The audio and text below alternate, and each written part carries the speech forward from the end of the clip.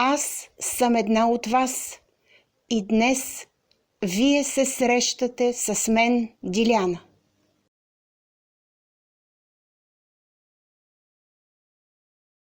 Здравейте, приятели! Аз съм Диляна и днес ще ви разкажа за отвъдното.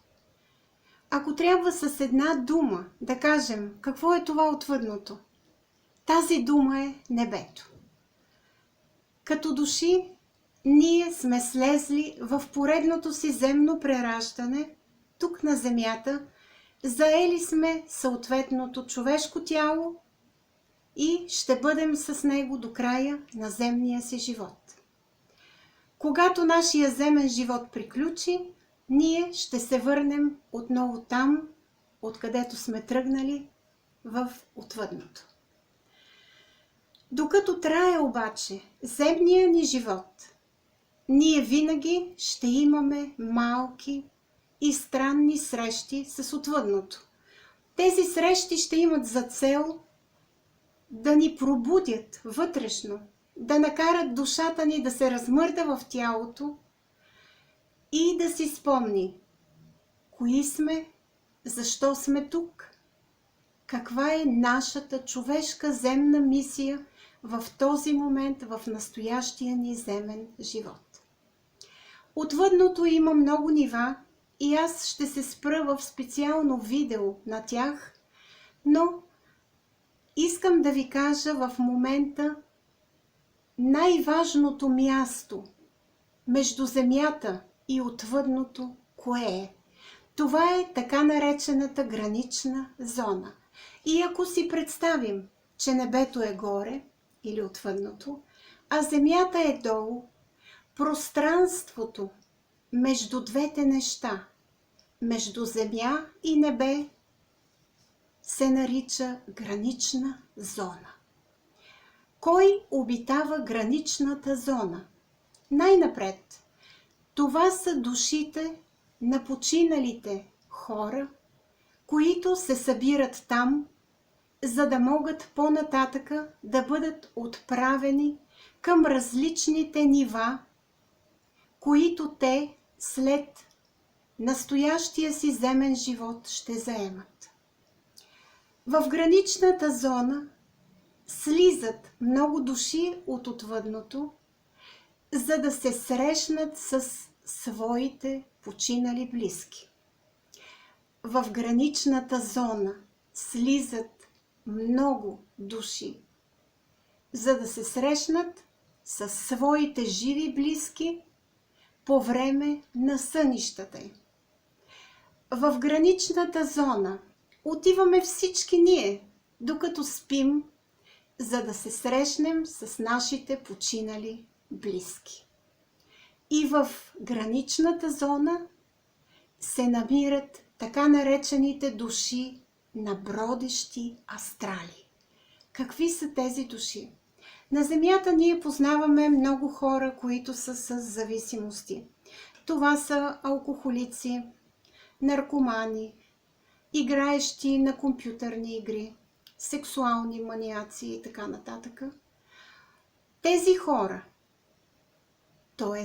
тези души, когато завърши земният им живот, понякога не желаят да се приберат в отвъдното, за да може да бъде разгледан конкретният им земен живот и те да заемат нивото, което им е определено след него.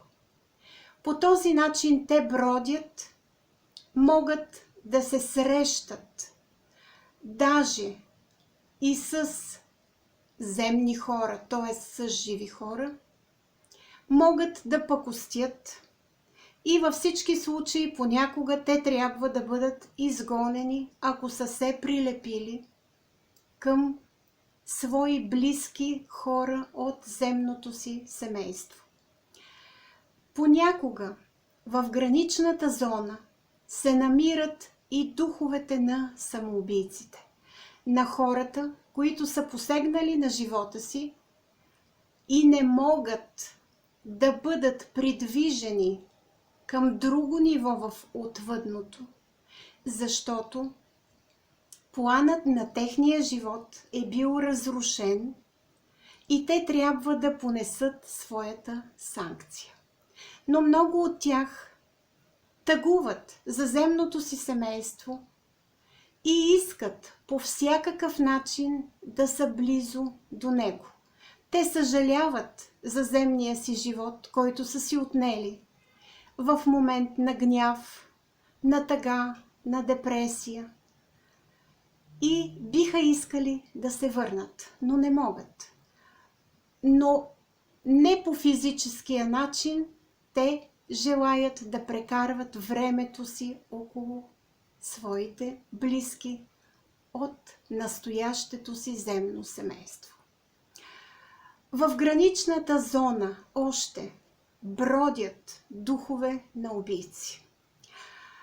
Ние по-нататък ще говорим какво се случва, когато човекът и душата, намираща се в него, наруши космическите закони и посегне на живота на друг човек и какви санкции претърпява.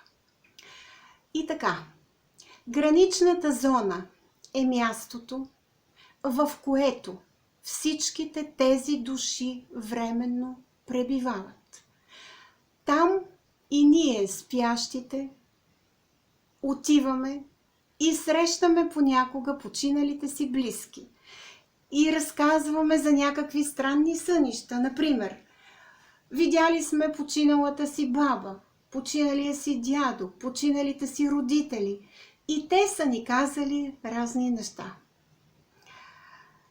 Понякога хората, които не вярват, че съществува живот след физическата смърт на човека, се обръщат към нас, вярващите в това, и казват, че това са врели некипели. Но това не е така. Винаги, след всеки един такъв сън, при който ние се срещаме с наши починали близки от отвъдното, ние имаме чувството, че това се е случило наяве. Тоест, че все едно ние сме го преживяли действително, а не е било само в съня ни. Често пъти душите на тези дечица, които са загинали при някакви необичайни обстоятелства, например катастрофи, удавени деца, убити, просто при тежки обстоятелства.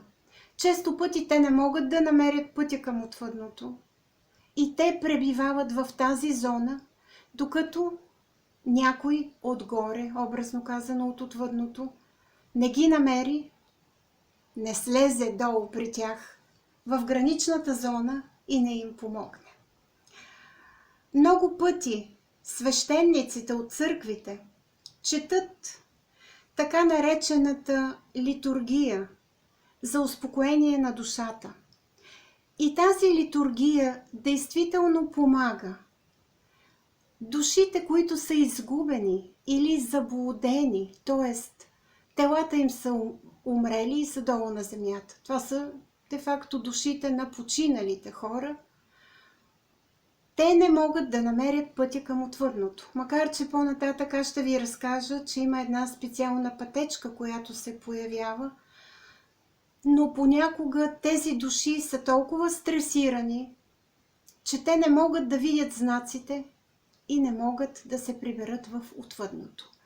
Тогава по християнския начин, така да го наречем, свещениците помагат на тези души, за да могат те да намерят пътя към отвъдното. Отгоре от отвъдното, когато душата трябва да слезе и да се роди в човешкото тяло, моментът е точно определен. Това са така наречените дата, месец, година, рожденото семейство, мястото, където ще се роди детето. Понякога е даден външния му облик, т.е. външния вид. полът и всичко останало. Слизайки надолу, самата душа е като насочена енергия. Тя носи в себе си Божията искра, т.е. тя е частичка от Бога.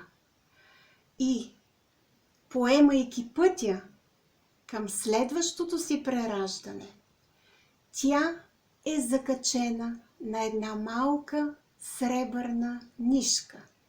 И тази малка сребърна нишка е нейната връзка с отвъдното. Влизайки в съответното човешко тяло и живеейки в него, душата винаги има връзка с отвъдното посредством тази малка сребърна нишка. И едва когато дойде часът на душата да се прибере в отвъдното, т.е.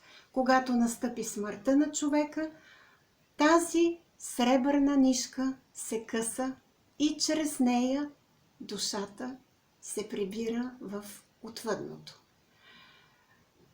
Винаги има знаци, по които душата да намери пътя към отвъдното, ако настоящия и земен живот е бил тежък. Ние ще говорим за това по-нататъка. Но основното е, че всички ние не сме оставени на самите себе си. Всички ние сме души, безсмъртни души, заели човешки тела в настоящето си земно прераждане, живеейки тук и сега на земята, обитавайки пространството и времето, които са измислени специално заради нас, за да можем да се усещаме по-уютно, по-комфортно, за да можем да разпознаваме различните хора и неща и за да можем да преживеем настоящия си земен живот по-лесно, въпреки трудностите, страданията и изпитанията, които са ни заложени. Благодаря ви, че днес бяхте с мен. До нови срещи с следващото видео.